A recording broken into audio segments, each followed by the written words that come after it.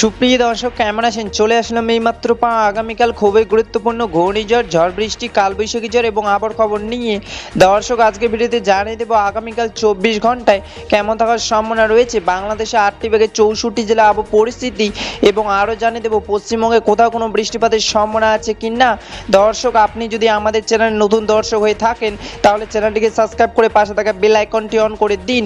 তো চলুন এবার জেনে নিয়ে এক নজরে। দর্শক ইতিমধ্যে গত 24 ঘন্টায় আবহবিদ বাংলাদেশের সর্বনিম্ন তাপমাত্রা রেকর্ড করেছেন ঢাকা বিভাগে 32 থেকে 33 ডিগ্রি সেলসিয়াস, এবং আবহবিদ আরও জানিয়েছেন ইতিমধ্যে চট্টগ্রাম, পঞ্চগড়, খুলনা, যশোর, ঢাকা, ফরিদপুর, সিলেট, হবিগঞ্জ, ময়মনসিংহ ও রংপুর বিভাগে আকাশ মেঘলা এবং আগামী কয়েকদিন মেঘলা আকাশ থাকার সম্ভাবনা রয়েছে।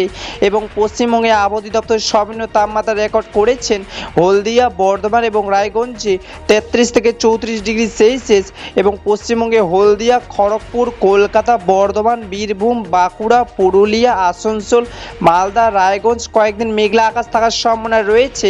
দর্শক এবার সরাসরি চলে আসলাম মেঘ বিশিষ্টারের পূর্বাভাস চিত্রে, এবং এই মুহূর্তে দেখতে পাচ্ছি আজ এবং আগামীকাল 24 ঘন্টায় বাংলাদেশে 8টি বিভাগে 64 জেলা আকাশ মেঘলা থাকার সম্ভাবনা রয়েছে।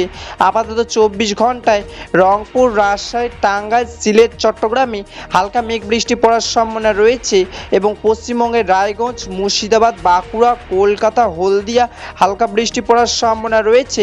25 এপ্রিল 2026 শনিবারের খবর। ধন্যবাদ।